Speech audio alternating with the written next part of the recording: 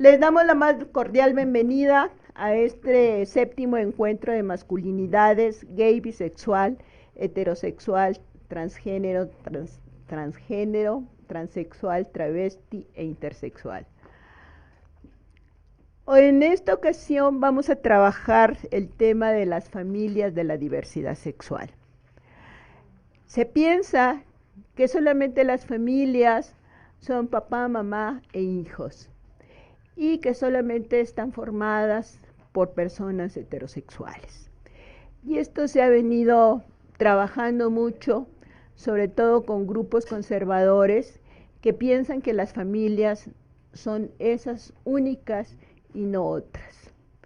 Este encuentro está dedicado a las familias de la diversidad sexual porque ellos están relacionados de manera social, porque están luchando por su matrimonio, están luchando también por una adopción para tener hijos, quienes prefieren tener hijos, habrá parejas que no quieren tener hijos, pero sin embargo son familias por una relación afectiva erótica, o por una relación también de compañerismo, de amistad, porque también se forman familias en donde en una misma casa conviven varios compañeros que pueden ser homosexuales, lesbianas, transexuales, y pueden llevarse muy bien y se les puede considerar familias.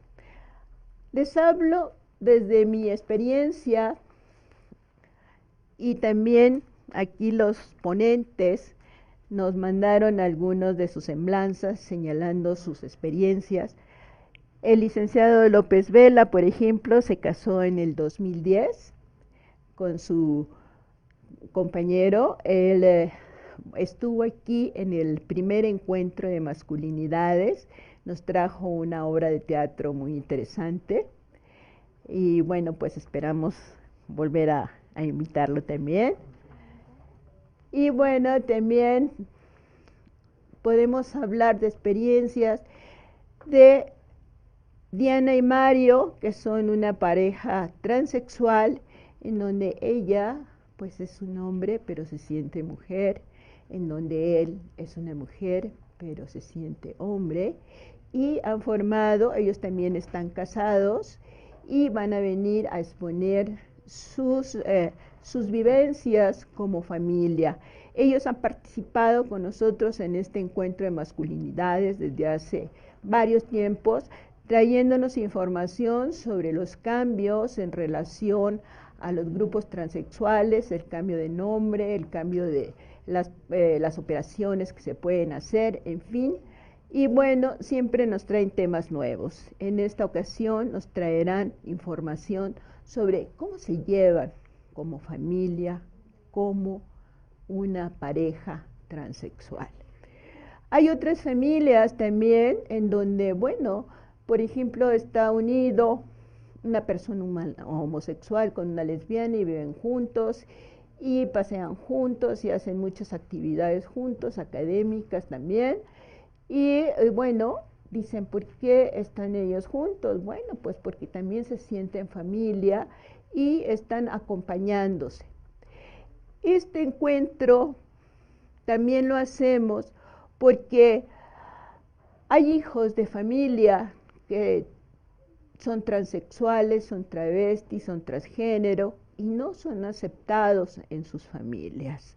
Entonces, bueno, lo hacemos para que si es posible que se filme y que se pase en otros lugares, pues para que estas familias también comprendan a sus hijos, porque se van más sobre la homofobia existente a nivel social que aceptar a sus hijos, que son pues su sangre, que son a quienes deberían de querer, y muchas veces se van por el qué dirán y abandonan a sus hijos.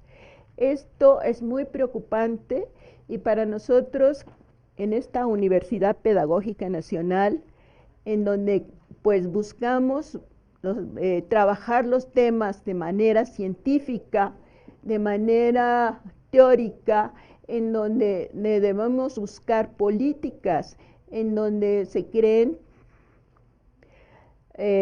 a favor de la diversidad sexual y también a favor de la educación sexual, pues para nosotros es muy preocupante que existan este tipo de familias que rechazan a sus hijos.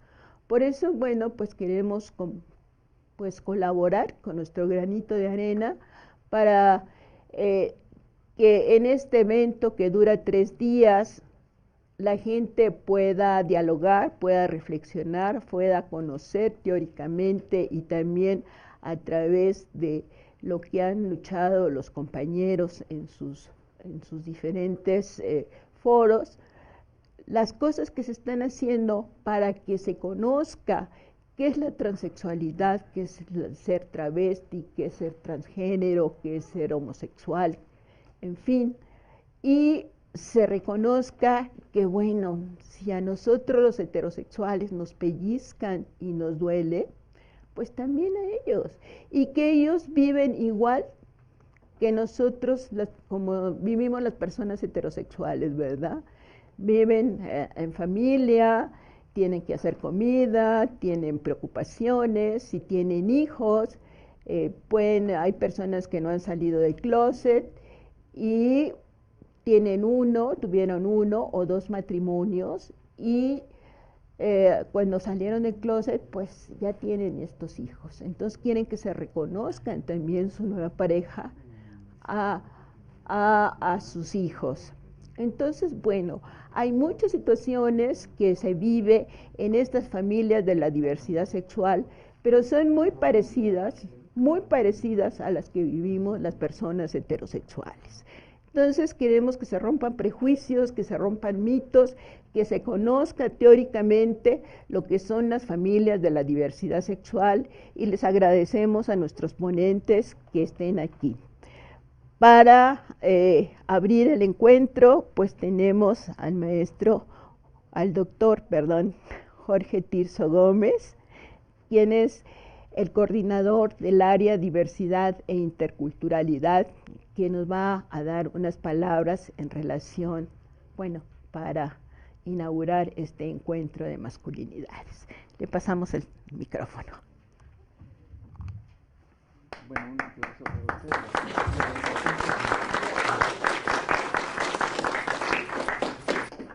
Buenas tardes a todos. Bienvenidos a la Universidad Pedagógica Nacional, a este 7º encuentro de masculinidades, gay, bisexual, heterosexual, transexual, transgénero, travesti e intersexual. Seguramente que el tema que nos convoca es de mucho interés para la formación de futuros profesionistas en educación. Es un tema que, aunque cada día es más vigente, todavía no está lo suficientemente argumentado para que una sociedad que había tenido una idea de lo que es la sexualidad y los géneros muy estereotipada, cambie a esta nueva perspectiva de diversidad.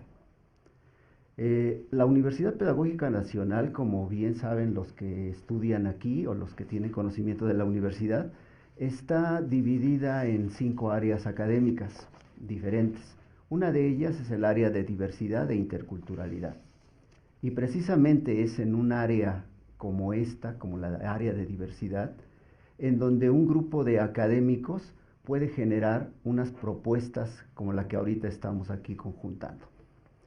El cuerpo académico, los valores de la educación en el siglo XXI, ambientes, derechos humanos y sexualidad, es el cuerpo académico donde participa la maestra Rosa García Mancilla.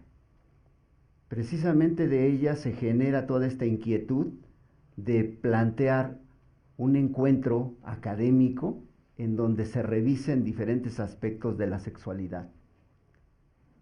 En esta ocasión, desde un punto de vista muy particular, tomando, como ya lo dijo ella, el eje fundamental de las familias de la diversidad. La familia es un elemento importante y considero que en la sociedad lo seguirá siendo, solamente que ya no es esa misma idea ni concreción de familia de hace algunos años atrás. De un núcleo familiar hemos pasado a una explosión de la diversidad, en donde tenemos diferentes manifestaciones, todas válidas, todas valiosas, todas humanas. Precisamente por eso me da mucho gusto, como coordinador de esta área académica, el que se desarrollen eventos como este, para que los estudiantes y también los profesores podamos reflexionar de la nueva realidad y de las nuevas realidades que nuestra sociedad está manifestando. Seguramente que todo esto todavía nos despierta dudas, inquietudes y alguno que otro silencio. Rompamos ese silencio, manifieste sus inquietudes, aprovechen la experiencia y los conocimientos de nuestros invitados y estoy seguro que nos vamos a ir con mayores conocimientos sobre la materia. Para esto aprovecho esta oportunidad y en este momento para agradecer al doctor Juan Guillermo Figueroa Perea que haya aceptado la invitación para participar. Esta es su casa, doctor, las veces que sea necesario para poder interactuar con los jóvenes estudiantes de la Universidad Pedagógica Nacional. De la misma manera, al licenciado Jaime López Vela, le agradecemos muchísimo su participación y esté seguro que todos sus conocimientos van a ser bien aprovechados por toda la gente que aquí está y que va a seguir llegando seguramente. Muchísimas gracias. Le damos nuestro reiterado reconocimiento a la maestra Rosa García por la organización de este evento, que aquí entre paréntesis diría que el nombre nos lo indica mucho, ¿verdad? Séptimo Encuentro de Masculinidades y los demás adjetivos y conceptos que le acompañan. Quiere decir que ha tenido sus antecedentes en donde ella ha estado luchando para que estas temáticas estén presentes en la formación universitaria, cosa que amerita un reconocimiento sincero de parte de la Universidad Pedagógica Nacional. Y de esta forma, para entrar en materia, este día martes 16 de mayo de 2017, declaro inaugurados los trabajos del séptimo encuentro de masculinidades gay, bisexual, heterosexual, transexual, transgénero, travesti e intersexual. Mucho éxito para todos. Gracias por esta organización y seguramente vamos a aprovechar cada uno de los conceptos que se viertan aquí. Para lograr lo que en su programa de mano, al final de la introducción, la maestra Rosa nos pone por ahí como una de las expectativas que abre este encuentro. Superemos la homofobia y amémonos como seres humanos. Muchas gracias y mucho éxito al encuentro.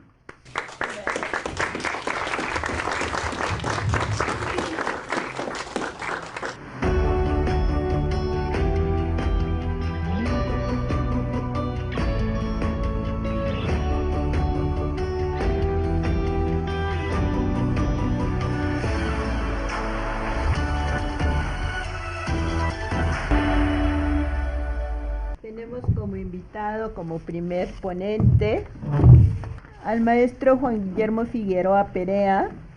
Es filósofo, matemático y sociólogo e investigador en el Colegio de México. Y es profesor en la Universidad Nacional Autónoma de México.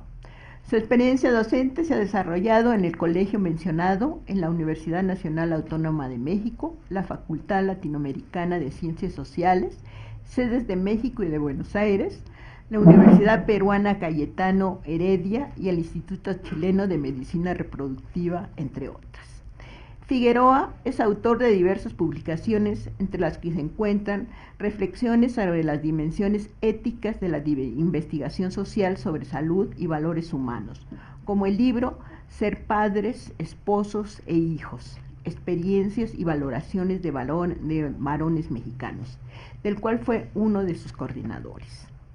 Juan Guillermo Figueroa tiene pues muchas publicaciones, entre otras, generación de datos sobre comportamientos reproductivos de varones en México, apuntes sobre algunas posibilidades de autodeterminación reproductiva en América Latina, avances y retos en la incorporación del enfoque de género en políticas de salud reproductiva, el riesgo de expropiar la subjetividad como dilema ético al investigar la diversidad sexual, diálogo con mi proceso de investigación sociodemográfica, un enfoque socrático, algunas reflexiones sobre el estudio de los hombres desde el feminismo y desde los derechos humanos, algunas propuestas dialógicas para relacionar paternidad, salud y mortalidad, y bueno, tiene muchas otras publicaciones.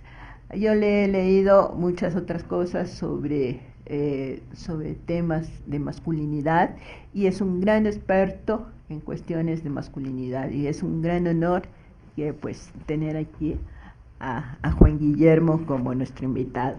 Muchas gracias por haber aceptado nuestra invitación, Juan Guillermo. Gracias, Ruth. Miren, muchísimas gracias por la invitación, y déjenme decirles una cosa de la manera más honesta.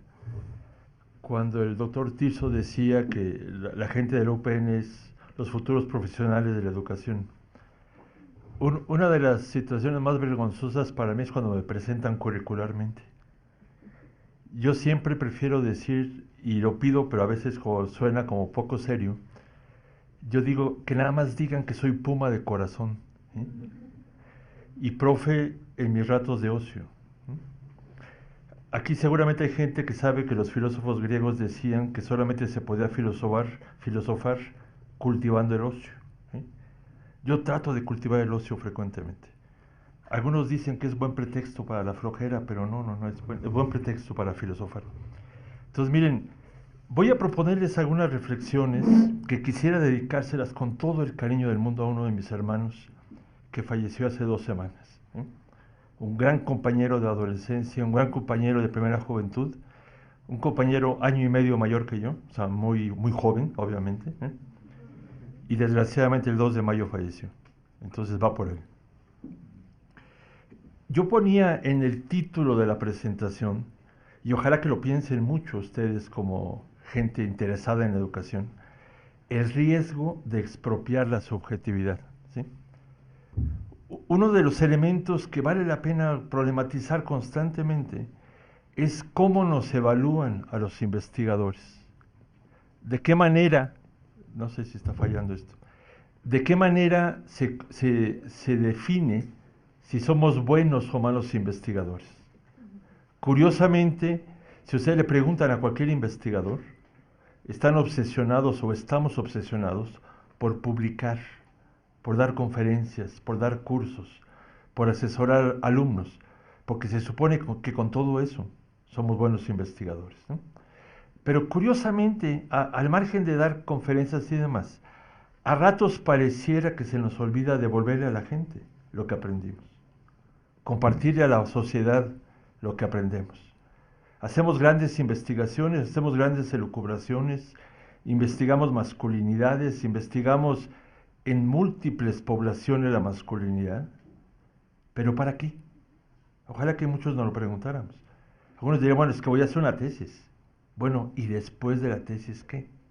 Es que voy a escribir un artículo. ¿Y después del artículo qué demonios, no? Es que voy a escribir un libro y me voy a hacer famoso con el libro, ¿no? Bueno, ¿y la población que te permitió la entrevista? ¿Qué obtuvo a cambio a partir de la entrevista? Una de las cosas que yo me he encontrado es que la investigación de repente, a través de que nos dedicamos de tiempo completo a ser investigadores, o a través de un estudiante que lo hace para obtener un título académico, ¿sí?, muy honestamente, muchas de las veces quien más se empodera es el que hace el estudio. Muchas de las veces el sujeto que nos permitió obtener información, el sujeto que nos compartió algún tipo de intimidad, algún tipo de cercanía, algún tipo de secretos, a veces muy dolorosos, que tenía en su cotidianidad. A final de cuentas, y no me tiento el corazón para decirlo, a final de cuentas, a veces solamente fue un medio para que quienes hacemos investigación nos empoderemos. Ajá. Entonces, yo cuando he empezado a usar la palabra expropiación de la subjetividad, es un poquito para alertar a cualquier persona que hace investigación sobre el riesgo de usar a los sujetos investigados como un medio para la pura recreación y el empoderamiento de quienes hacemos investigación. Les voy a poner varios ejemplos. Hace algunos años tuve la oportunidad de hablar con las madres de la Plaza de Mayo y preguntarles por los padres de la Plaza de Mayo. Rosy acaba de decir que yo edité un libro sobre paternidad. Uno de mis temas de investigación es la paternidad. Entonces, cuando uno escucha hablar emocionadamente de las madres de la Plaza de Mayo, de las abuelas de la Plaza de Mayo, y uno descubre que después de 15 años, 20 años, 30 años de buscar a una persona, por fin encontraron al nieto 120 o al nieto 118, se me hace profundamente emocionante, ¿sí? Y muy conmovedor. Pero la pregunta que yo no sé si ustedes se han hecho es si existen los padres de la Plaza de Mayo. Uno pensaría que si hay madres, hubo coautores de esos hijos, ¿no? Yo le pregunté a esas mujeres, y algunas de ellas me dijeron cosas muy dolorosas. Ellas me decían, mira, algunos padres de la Plaza de Mayo estaban desaparecidos. Otros estaban en la esquina de la plaza, cuidándonos las espaldas, porque daban por hecho que siendo mujeres, a nosotras nos iban a agredir menos si protestábamos, ¿no? Otros decían, estaban en las casas haciendo lo doméstico para que nosotras pudiéramos estar aquí peleando por nuestros hijos. Dice, pero algunos de ellos no supieron qué hacer con el dolor de perder a un hijo y se murieron de la tristeza, se murieron de la depresión. Dolorosamente decían, o irónicamente, algunas veces encontramos a sus hijos cuando ellos ya no estaban para dárselos. Y los hijos entonces vivían las culpas, asumiendo que la muerte de su padre era por el trabajo político de los propios hijos, cuando no tenía nada que ver una cosa con la otra. La culpa no era de los hijos, era de los desgraciados que los secuestraron, de los desgraciados que los desaparecieron, ¿no? Pero hace 3 años, 2014, se publicó un libro con padres de Plaza de Mayo sobrevivientes y se les preguntaba constantemente cómo había sido la experiencia de perder a un hijo. Y hablaban de sus dolores, hablaban de sus problemas de infartos, problemas de salud, problemas de 20,000 tipos que se pueden ustedes imaginar.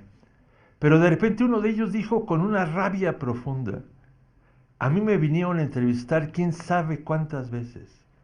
Me vinieron a decir que venían de universidades, que estaban haciendo tesis, ¿sí?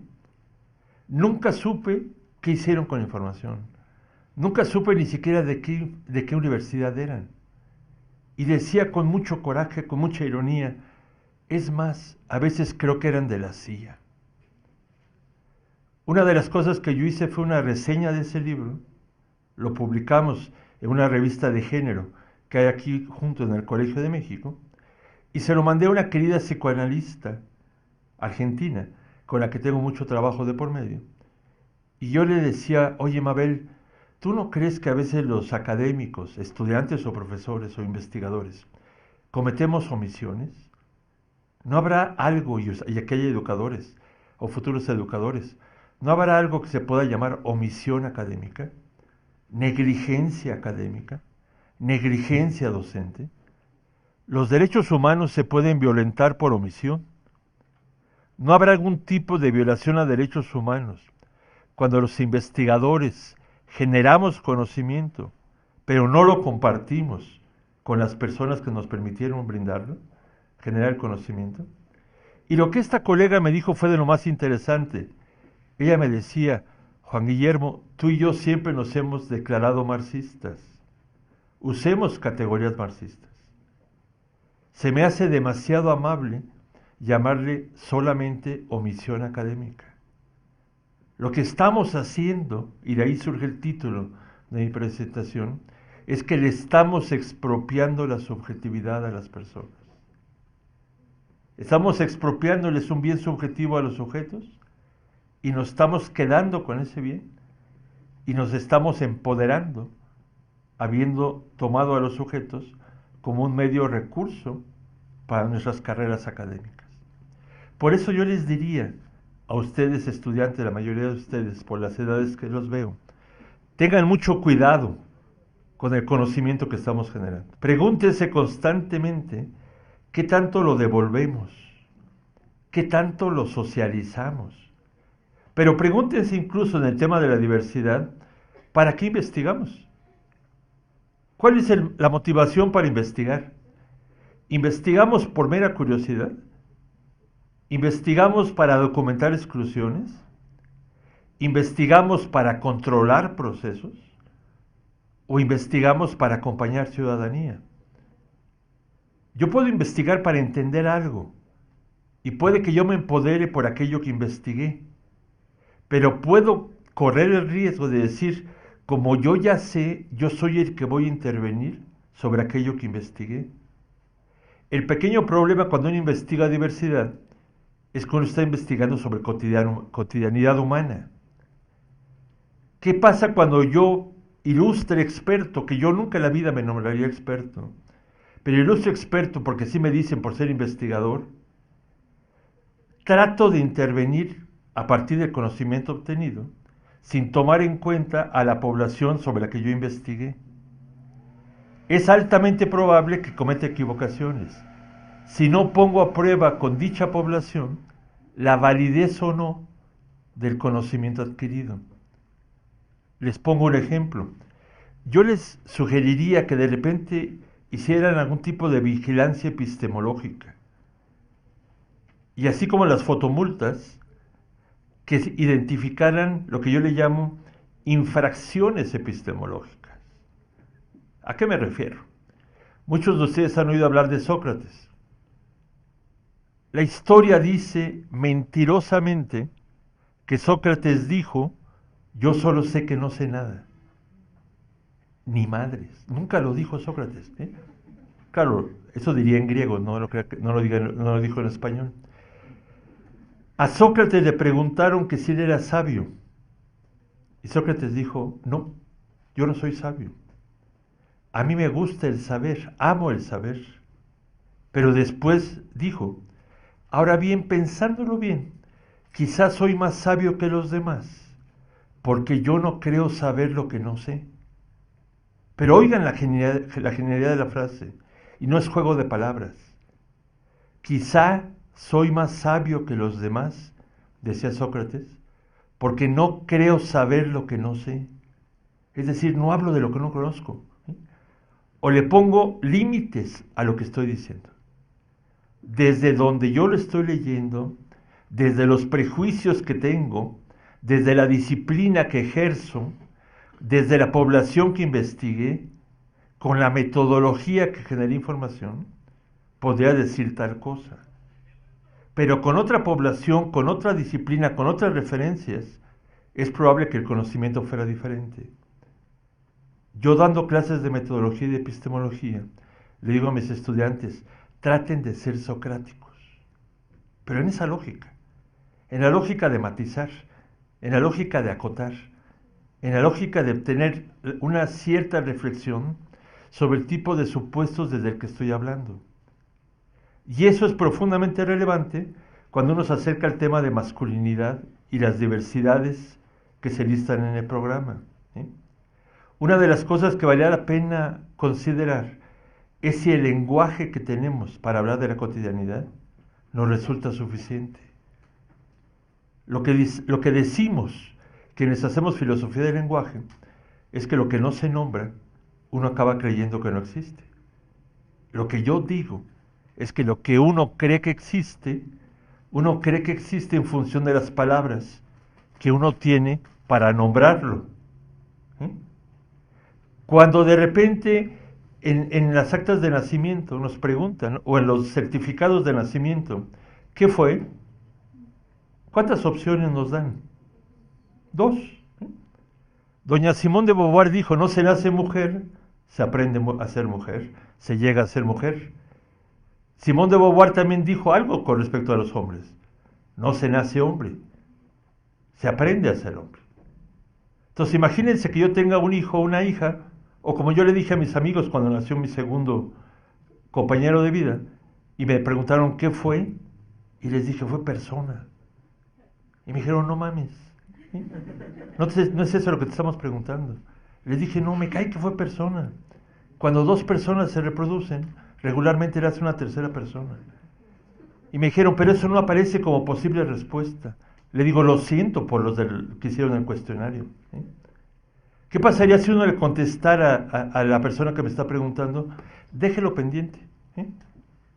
Si Simone de Beauvoir dijo que no se nace, sino que se aprende a ser, déjeme esperar a ver qué es, qué llega a ser, y luego le vengo a contestar la pregunta.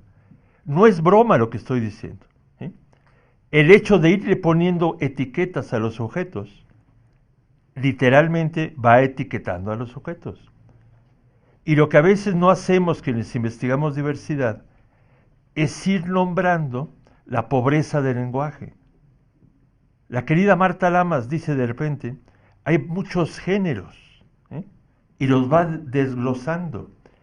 El pequeño problema es que el lenguaje solo nos da una opción binaria. Y entonces, bueno, es como una mujer pero con otras características. Hace rato Rosy decía, es mujer pero se siente hombre.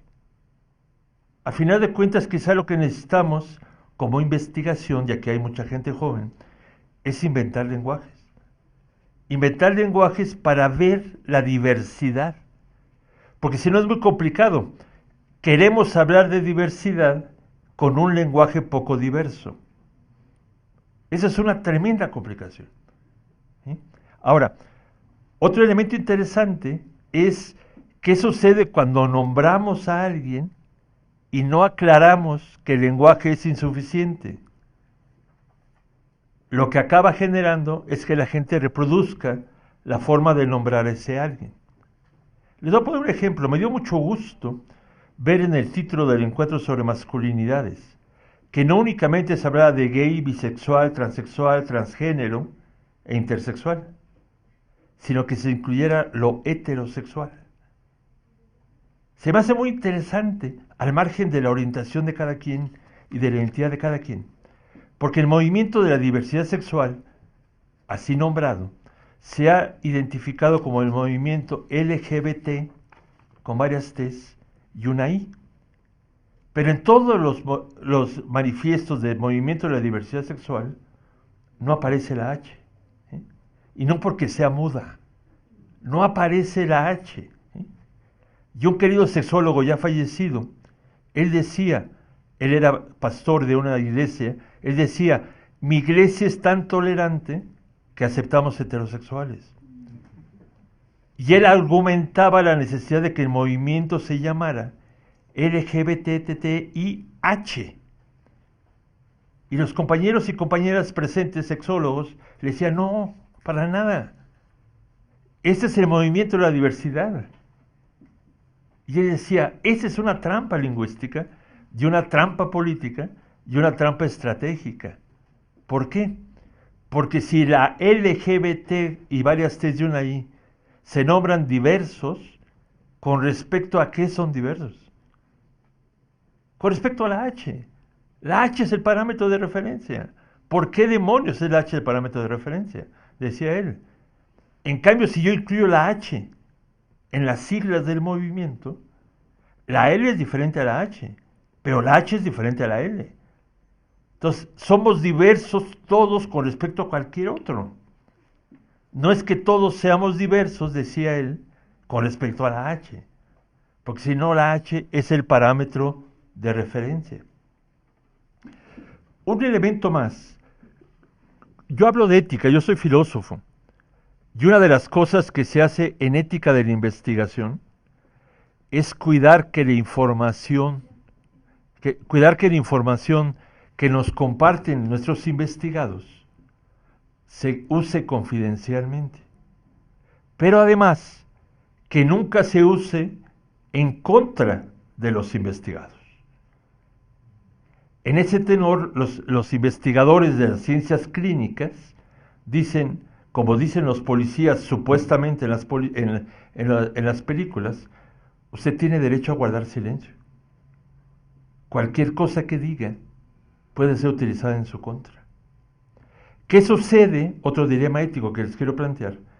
Cuando vamos a preguntarle a la gente sobre un tema que socialmente está estigmatizado, que socialmente es motivo de discriminaciones, que a lo mejor no han salido del closet y a lo mejor nunca en su vida van a salir del closet, para cuidar su sobrevivencia.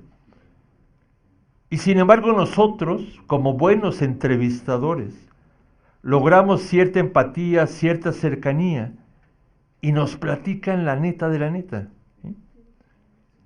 ¿Qué sucede cuando ese sujeto no estaba preparado para enfrentarse consigo mismo? Los investigadores tenemos entrenamiento para hacer entrevistas. Tenemos entrenamiento para que cuando nos digan es que no quiero la entrevista, uno da argumentos de la pertinencia de la entrevista, del valor social de la investigación. Pero ¿qué sucede cuando esa persona, su padre, su madre, su entorno, sus amigos, lo humillaron por ser lo que es? Y acabó ocultando, incluso ocultándole a otros, y ocultándose a sí mismo lo que es él o lo que es ella. Y luego viene un buen conversador, una buena conversadora, y me logra sacar la neta, me logra sacar eso que tenía yo guardado, ¿no? Y cuando me ve conmovido, cuando me ve conmovida, cuando me ve intenso en la conversación, ¿qué pasa cuando ese sujeto no sabe qué hacer con mi inquietud y me dice, si quieres aquí le paramos la entrevista? Gracias por el tiempo que me dedicaste. Yo le digo a mis estudiantes, ojalá que la persona removida de esa manera por una entrevista me diga, ¿sabes qué, cabrón? De aquí no te vas. O me dejas como estaba o no hubieras venido. O sea, si no sabías qué ibas a hacer con lo que podía detonar la entrevista, ¿para qué carajo la hiciste?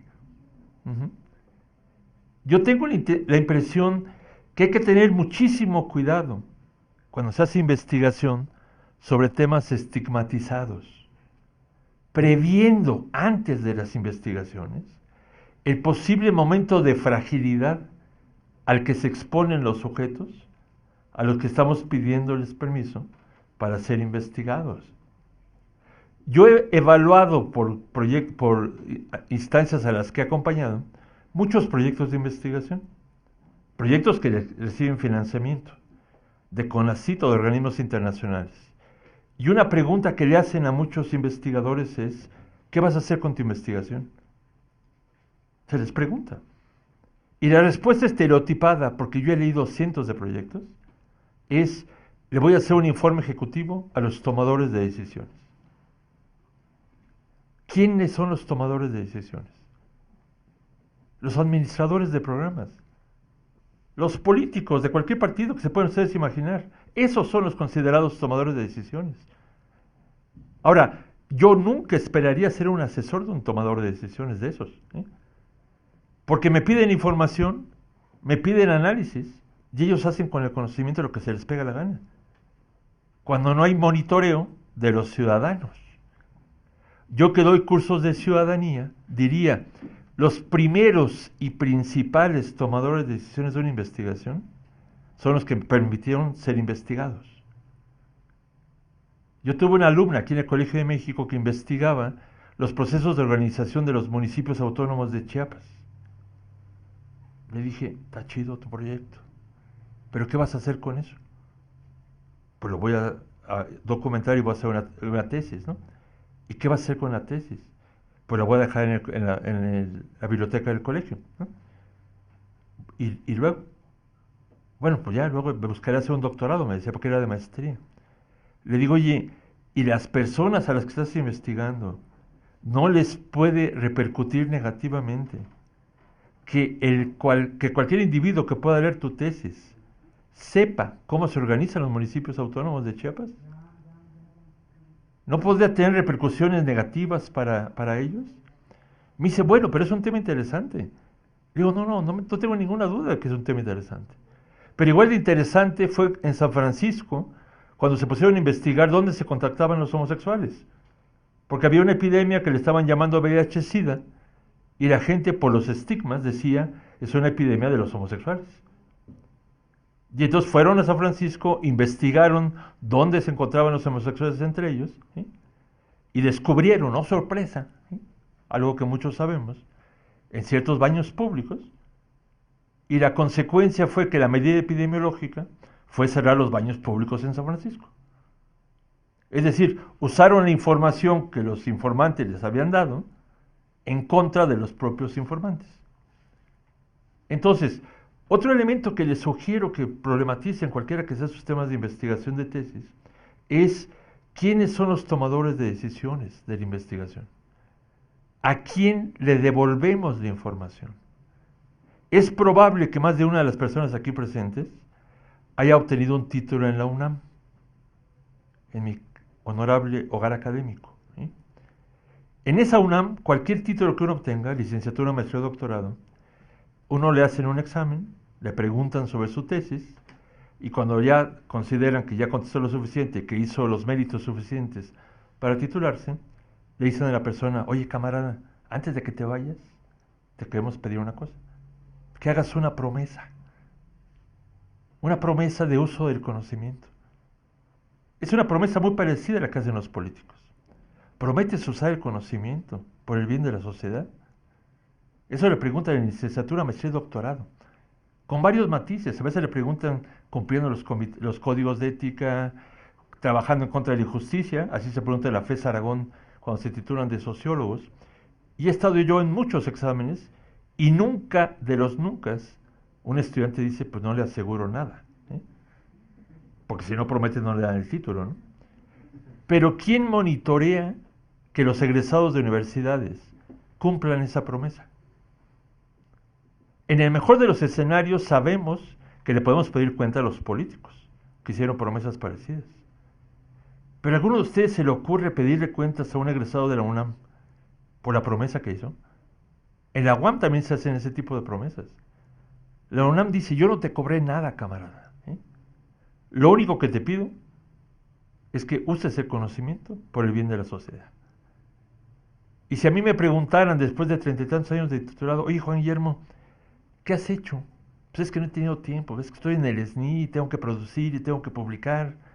Pero tú me prometiste, camarada.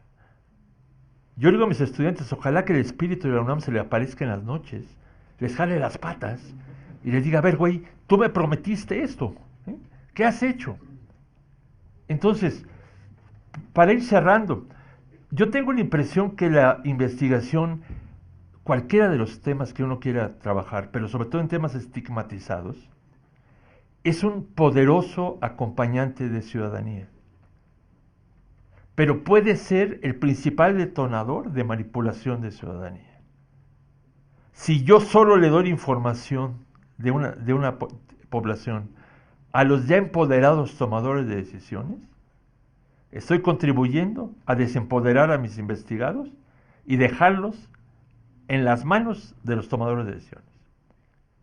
Si yo socializo con los investigados lo que yo aprendí, las dudas que tuve también en el proceso, los matices que necesito ponerle a la investigación, es un acompañamiento de la ciudadanía y acompañar a ciudadanos a demandar políticas públicas acordes al conocimiento que han tenido de sí mismos. Yo algún día propondría, sin ser muy religioso, que la UPN canonizara a Paulo Freire, ¿sí? Porque Paulo Freire decía, conocerse a sí mismo es uno de los principales recursos de empoderamiento de los sujetos. La investigación podría ser un acompañante de ciudadanía maravilloso. El pequeño problema es que investigamos solamente o principalmente para obtener títulos. Investigamos para obtener el conocimiento académico, ¿sí? Investigamos para darle el conocimiento a los tomadores de decisiones ya institucionalizados. ¿cuánto hacemos para devolverle el conocimiento a los sujetos que nos permitieron conocerlos? ¿Sí? Insisto, yo le llamaba a eso omisión académica. Gracias a una querida colega con la que trabajo mucho, le cambiamos el título y ahora le llamamos expropiación de la subjetividad. Ojalá que ninguno de ustedes incurra en expropiaciones de la subjetividad. Y una de las maneras de no incurrir en eso es siendo mucho más críticos con lo que investigamos, documentando los supuestos del lenguaje y de las categorías con las que investigamos, pero fundamentalmente socializando con la población que investigamos lo que aprendimos y no olvidándonos del querido camarada Sócrates. Yo soy más sabio que los demás porque no creo saber lo que no sé. Muchas gracias.